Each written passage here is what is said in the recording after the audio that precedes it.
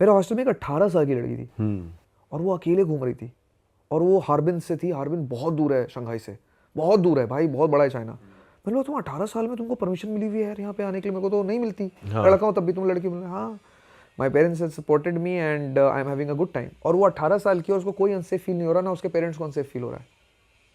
क्यों?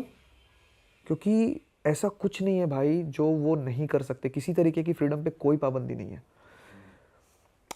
आप सोच करके बताओ, ये क्वेश्चन आपने ही पूछा है, आप सोच करके बताओ कि इंडियंस ऐसा क्या कर सकते हैं, नहीं कर सकते हैं या कर सकते हैं जो चाइनीज नहीं कर सकते हैं या कर सकते हैं। मतलब आपको ऐसी क्या चीज करने की परमिशन है जो आपके हिसाब से चाइनीज नहीं कर सकते? भाई हमारे पास तो कमी होती जा रही है। और पर अभी फिलहाल सोच के देखो, बहुत मुश्किल होगी आपको सोचने में। भाई मेरे ख्याल से सोशल मीडिया पे गवर्नमेंट को क्रिटिसाइज करना कर सकते हैं, कर सकते हैं, कर सकते हैं। वहाँ के लोकल उस पे जितने भी उनका लोकल सोशल मीडिया है उस पर मैंने लोगों को देखा है बोलते हुए।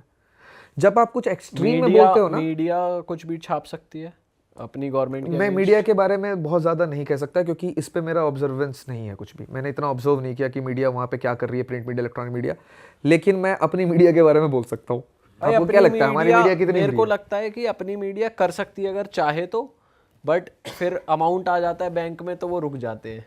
पर अगर वो चाहे तो कर सकते हैं, मेरे को ये लगता है। चाइना में शायद इस पे सोचना पड़ेगा, मुझे ऐसा लगता है। लेकिन इस पे मेरी, क्योंकि मैं इतना ज़्यादा जानता नहीं उसके बारे में, तो नहीं कह सकता। लेकिन आपको और मेरे को जिंदगी जीने के लिए जो फ्रीडम चाहिए ना, हाँ, वो पूरी है। और भाई कमी भी तो नहीं छोड़ रहे ना वो अपने लोगों के लिए कोई, कि या गंदगी हो या जॉब्स नहीं हो या कुछ नहीं हो। जब कमी ही नहीं है तो इंसान बोलेगा क्या, वो मौज ही लेगा। हाँ एग्जैक्टली।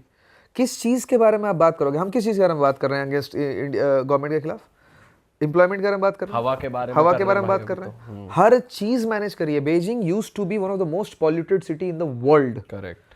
क्या मैनेज किया यार उसको। आज हमारे यहाँ पर ये जो 363 है आज AQI इस वक्त पे, अभी जो हम इसमें हम सांस ले रहे हैं, मेरे को चोक हो रखा है गला मेरा, क्योंकि मैं काफ़ी टाइम से इस माहौल में नहीं रहा हूँ। आप नहीं मानोगे, ये स्टेट ऑफ इमरजेंसी है। करेक्ट। दूसरे देशों में सही बात है। इस एयर पॉल्यूशन लेवल पे स्कूल बंद नहीं होता, सिर्फ ऑफिसेज बंद हो जाते हैं, एक लॉकडाउन हो जाता है। ये इतना ज्यादा खराब है, ये थोड़ा मोड़ा खराब नहीं, दिस इज डेंजरस। और जिंदगी नॉर्मल चल रही है भाई इस देश में। भाई मेरे को तो लोगों का ही नहीं समझ आ रहा। लोग पिकल बॉल खेल रहे हैं, लोग मैराथन दौड़ रहे हैं ऐसे मौसम। ऐसा हो गया कि एक्सेप्ट कर लिया कि भाई यही है, ऐसी जीना है, ये चेंज होगा नहीं होगा ये नहीं पता, अब जीना भी नहीं छोड़ सकते। एग्जैक्टली वही चल रहा है कि सेटल डाउन हो चुके हैं लोग, पर जो कि नहीं होना चाहिए। सरकार नहीं कर रही है ना। हाँ। कुछ अगर लोग सेटल डाउन नहीं भी हों, चॉइस नहीं है लोगों के पास। लोग जो जिनको समझ नहीं है वो नहीं बोल रहे हैं, लेकिन जिनको समझ है वो तो बोल रहे हैं। हाँ। पर क्या हो रहा है बोलने का? कुछ नहीं हो रहा। आप बोल रहे हैं, मैं बोल रहा हूँ, क्या हो रहा है? कुछ नहीं हो रहा ना। वो बस AQI की मशीन के चारों तरफ ट्रक से पानी गिरा रहे हैं बस। वो this is what we are doing and cloud seeding कर रहे हैं। वो भी तो फेल हो गई। होगा ना। आप कहीं की टेक्नोलॉजी कहीं आप यूज करो, आपकी टोपोग्राफी अलग है, उनकी टोपोग्राफी अलग है जहां पर सीडिंग हुई थी। आप क्या करने की कोशिश कर रहे हो? नहीं कर सकते आप हर चीज फुल प्रूफ नहीं कर सकते आप। ठीक है, आपने थोड़ी बहुत कोशिश करी, उसका काम तो कुछ नहीं है ना। स्टेट ऑफ इमरजेंसी तो लगाओ। आप ये तो बोलो कम से कम दिवाली पे पटाखे मत फोड़ो। मुझे बहुत मजा आता है यार पटाखे फोड़ने में। मैं तो एकदम गुस्सा हो जाता हूँ कि अगर बैन लग जाए तो। लेकिन सच में देखो, अगर आपके घर में छोटा बच्चा है, क्या आप उसके अगल बगल पटाखा फोड़ना चाहोगे? डरेगा ही वो तो। नहीं ऐसा वाला चलो जिसमें बम नहीं है, खाली धुआं धुआं। आपके घर में एक बच्चा है, ठीक है, जो 2 साल का है, आप कमरे के अंदर एक वो जिसमें आवाज नहीं होता है, किसी वो डरे, उससे पूरा धुआं भरना चाहोगे आप? नहीं, बिल्कुल नहीं। वो लेकिन अभी इस वक्त शहर में हो रखा है और किसी को कोई फर्क नहीं पड़ रहा। सरकार जा रहे हैं यार। एग्जैक्टली। भाई आगे के प्लान्स क्या हैं अब आपके? क्या कब ट्रिप आप पूरी कर रहे हो? अब नेक्स्ट का है? ये तो अभी ट्रिप के बीच में हूँ मैं। हाँ। और वो अलास्का से अंटार्कटिका ट्रिप कर रहा हूँ मैं। 55-60 हज़ार किलोमीटर ऑफिशियल इसका रूट लेंथ है। Guinness book of world record में the longest highway in the world है। इंडियन पासपोर्ट पे कर रहा हूँ। 14 देशों के थ्रू गुजरूंगा, जिसमें से कुछ देश बहुत ही ज़्यादा ख़तरनाक है। एल सल्वाडोर हो गया, होंडुरस हो गया, मैक्सिको हो गया, कोलंबिया है। बहुत सारे ऐसे देश हैं जो काफ़ी ख़तरनाक हैं। तो काफ़ी एक्साइटेड हूँ, थ्रिल्ड भी हूँ।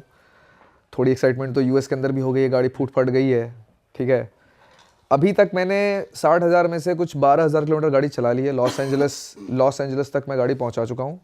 और अभी छठ के लिए घर आया था तो लॉस एंजलिस एयरपोर्ट पे गाड़ी छोड़ दी है। तो गाड़ी वहाँ पार्क्ड है।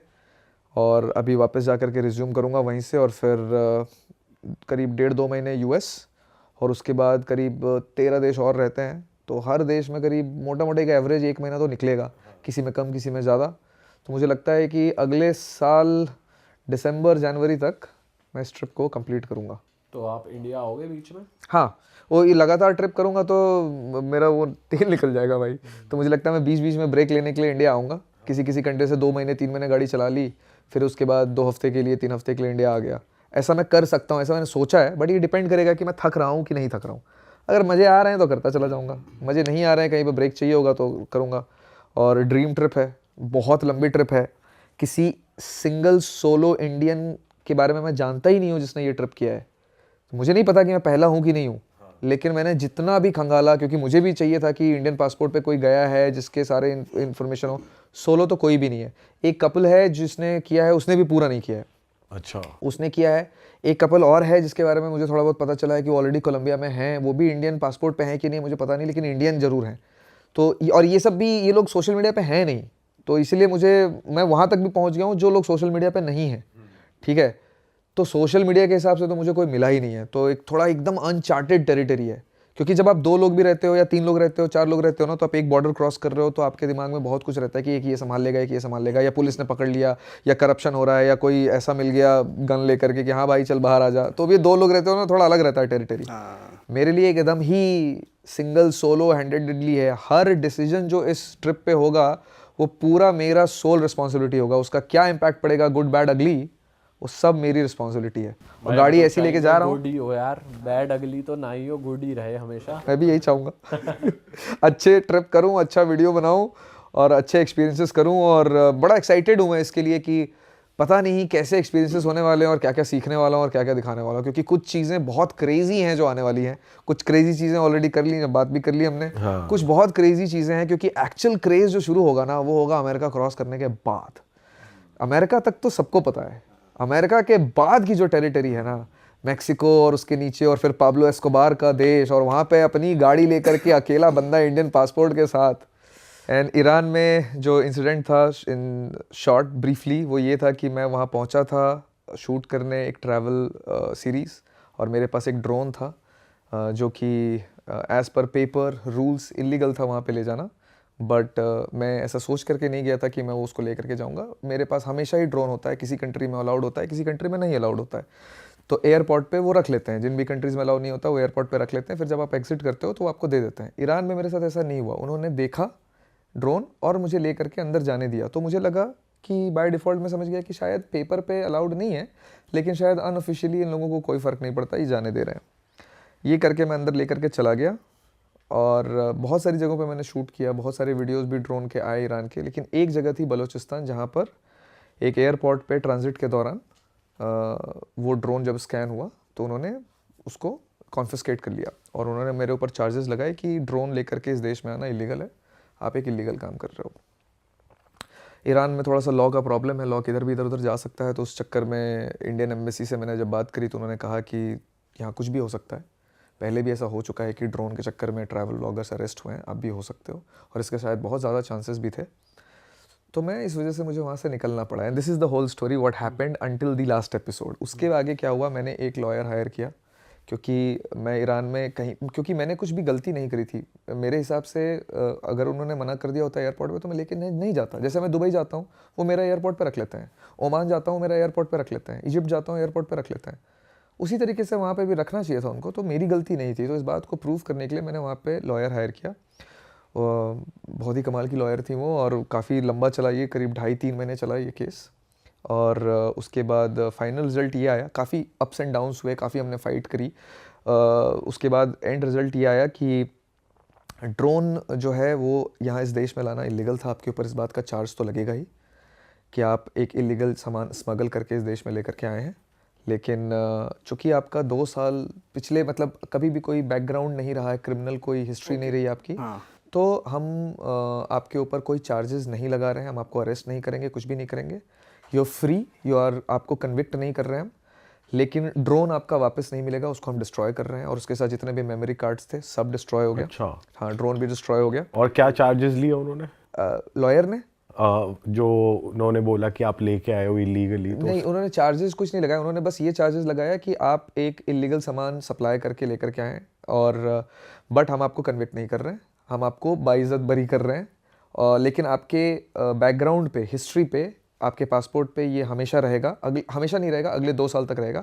अगले 2 साल तक अगर और कोई क्रिमिनल नहीं आया ऑफेंस आपके नाम पर, अगर आपने कुछ भी क्रिमिनल नहीं किया एक्टिविटी इस देश के अंदर, तो ये जो है लगा हुआ है जो एक धब्बा कि आप एक स्मगल करके इलीगल प्रोडक्ट लेकर के आए थे देश में, ये भी हट जाएगा आपके वहाँ से। लेकिन अभी भी इस बात के लिए, मतलब ये रहेगा तो आपके अकाउंट पे 2 साल तक, लेकिन अभी भी आप, you are free to come to Iran, आप पे कोई लीगल चार्जेस प्रेस नहीं होंगे, क्योंकि आपका कोई क्रिमिनल बैकग्राउंड नहीं है, ये गलती से हुआ है। लेकिन आपका ड्रोन आपको वापस नहीं मिलेगा, और ड्रोन तोड़ दिया गया मेरा, जो मुझे नॉलेज मिली है कि ड्रोन आपका तोड़ दिया गया, डिस्ट्रॉय कर दिया गया। अब हुआ है नहीं हुआ है कोई नहीं जानता, लेकिन this is what officially, this is what has been told to me.